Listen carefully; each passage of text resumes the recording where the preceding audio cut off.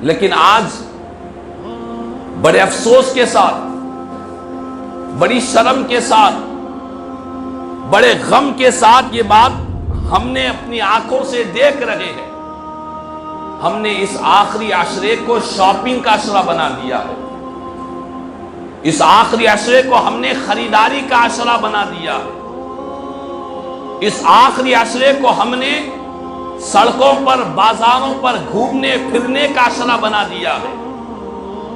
رمضان کا آخری عشرہ ہے، ہماری مسلم قوم کی اکثریت، بڑی تعداد رمضان کے آخری عشرے میں خواب غفلت کا شکار ہے۔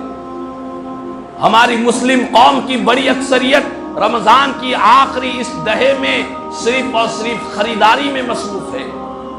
بازاروں میں دیکھے، سڑکوں پر دیکھے، دکانوں پر دیکھے، جہاں پر آپ جائیں گے مرد و عورتوں کی کثیر تعداد خریداری میں، شاپنگ میں، عید کی خریداری میں مصروف نظر آ رہی ہے۔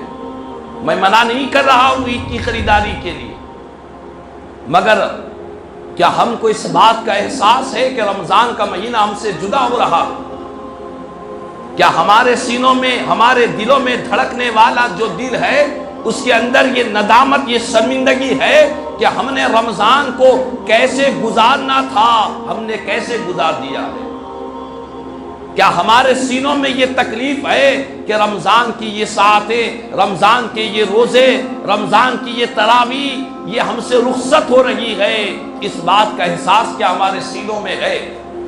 آج اکثریت کی بات کر رہا ہوں، الا ماشاءاللہ بہت کم لوگ ہیں ایسے جن کو اس بات کی فکر ہے کہ رمضان گزر رہا ہے، ہم نے جیسی قدر کرنی ہے ویسی نہیں کی ہے۔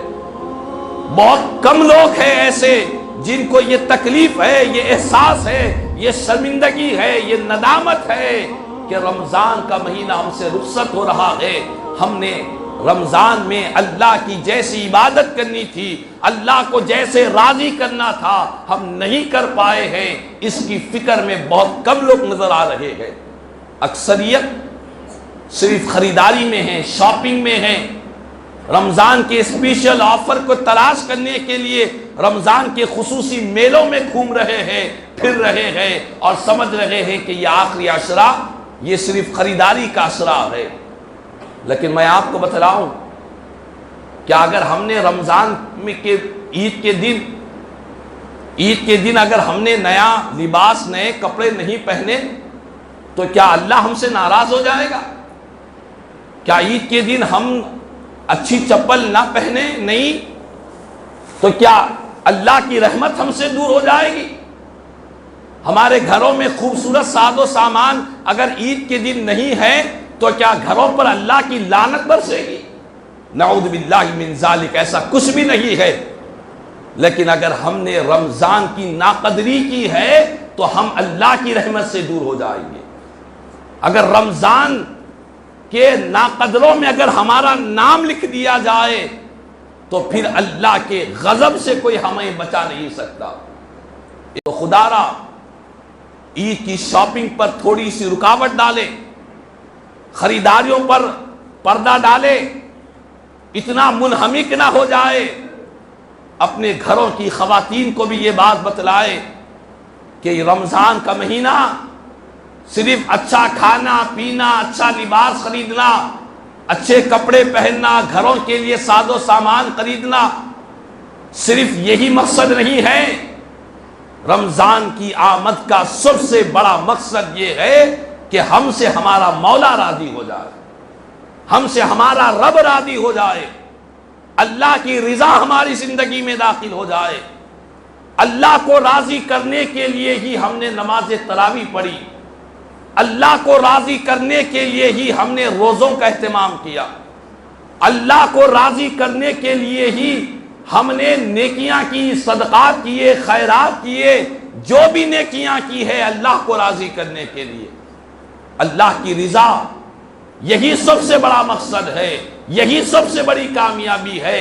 شاپنگ اور خریداری میں خواب غفلت میں رہ کر خدا را رمضان کو ودا نہ کرے، رمضان کو رخصت، رمضان کو ودا اس حال میں کرے کہ ہم سے ہمارا رب راضی ہو جائے۔ میرے آقا کریم صلی اللہ علیہ وسلم فرماتے ہیں کہ قیامت کے دن رمضان کی جنہوں نے دنیا میں قدر کی ہے، رمضان اپنی قدر کرنے والوں کی اللہ کی بارگاہ میں شفاعت کرے گا، خدا کی بارگاہ میں شفاعت کرے گا، اور رمضان یہ کہے گا کہ مالک میں جب ان کی زندگیوں میں آتا تھا، میرے آتے ہی ان کی زندگیوں میں تبدیلیاں آ جایا کرتی تھی، یہ میرے آنے پر احترام کیا کرتے تھے، تیری عبادت کرتے، تجھ کو راضی کرتے۔ یہ رمضان اللہ کی بارگاہ میں شفاعت کرے گا۔ حضور فرماتے ہیں رمضان اور قرآن یہ دونوں شفاعت کریں گے، اللہ تعالیٰ دونوں کی شفاعت کو قبول کرے گا۔ قرآن پڑھنے والے کی بھی شفاعت کرے گا، رمضان کا احترام کرنے والوں کی بھی شفاعت کرے گا۔ تو خدا را رمضان کا یہ مہینہ یا آخری عشرہ یا آخری راتیں خواب غفلت میں نہ گزارے، بازاروں میں، سڑکوں پر، خریداریوں میں، لایانی کاموں میں اس آخری عشرے کو ہرگز نہ گزارے۔ مسجدوں میں جمع ہونے کا وقت ہے، بازاروں میں گھومنے کا وقت نہیں ہے، مسجدوں میں جمع ہونے کا وقت ہے۔ آج مسجدیں کھلی ہوئی ہے، مسجدوں کے دروازے کھلے ہوئے ہیں، جس مسجد میں چاہے جائیں، اللہ کی عبادت کریں۔ الحمدللہ ہماری اس مسجد میں ہر سال کی طرح اس سال بھی نماز تہجد کا بھی اہتمام کیا گیا ہے۔ روزانہ 2:30 بجے نماز تہجد کی جماعت یہاں پر ہو رہی ہے۔ کوشش کرے کہ رمضان کا مہینہ اللہ کی عبادتوں میں مسجدوں کی زینت بن کر گزارے، بازاروں کی زینت بن کر نہ گزارے۔ میرے آقا فرماتے ہیں کہ اللہ کے پاس سب سے زیادہ زمین پر پسندیدہ اگر کوئی مقامات ہے تو وہ مسجدیں ہیں۔ اللہ کو سب سے زیادہ محبوب جگہ، سب سے زیادہ پیاری جگہ اللہ کے پاس اگر کوئی مقام ہے تو وہ اللہ کے گھر مساجد اللہ کو زیادہ پسند ہے۔ اور خدا کو سب سے زیادہ ناپسند اگر کوئی جگہ ہے تو وہ بازاریں ہیں، جہاں پر جھوٹ، مکر، فریب، دھوکہ دہی دی جاتی ہے۔ بازاریں اللہ کے پاس سب سے زیادہ ناپسندیدہ جگہ ہے۔ لیکن آج ہم نے بازاروں کا رخ کیا ہوا ہے، مسجدوں کو بھول چکے ہیں۔ عام نمازوں میں بھی ہم دیکھ رہے ہیں کہ نمازیوں کی تعداد گھٹتے گھٹتے کم ہوتی چلی جا رہی ہے۔ فرض نمازوں میں بھی غفلت ہے، نفل عبادتوں میں بھی غفلت ہے، تراویح میں بھی غفلت ہے۔ نیکیوں میں آج ہم غفلت کا شکار ہو کر رمضان ہم سے جدا ہو رہا ہے۔ لیکن خدا را عقل مندی، سمجھداری، ہوشیاری کا تقاضا یہی ہے، میرے لیے اور آپ کے لیے یہی عقل مندی ہے کہ رمضان کی یہ جو بچی کچی چند ساعتیں، چند راتیں، چند دن، چند روزے ہیں، یہ ایسی قیمتی چیز ہے۔ اگر آج ہم نے اپنے گھر کے لیے کچھ نہیں خریدا ہے، رمضان گزرنے کے بعد خرید سکتے ہیں۔ آج کچھ کھانا چاہ رہے ہیں، آج ہم نے کچھ اپنی پسندیدہ چیز نہیں کھائی، رمضان کے گزرنے کے بعد کھا سکتے ہیں۔ اچھا لباس پہننا جی چاہ رہا ہے، رمضان کے گزرنے کے بعد خرید سکتے ہیں۔ لیکن رمضان کی یہ وہ جو ساعتیں ہیں جن کو آپ پر ہم گزار رہے ہیں، یہ وہ ساعتیں ہیں، یہ وہ وقت ہے، یہ وہ ٹائم ہے جو آپ لاکھوں کروڑوں روپے بھی خرچ کریں گے تو پھر یہ وقت دوبارہ پلٹ کر آنے والا نہیں ہے۔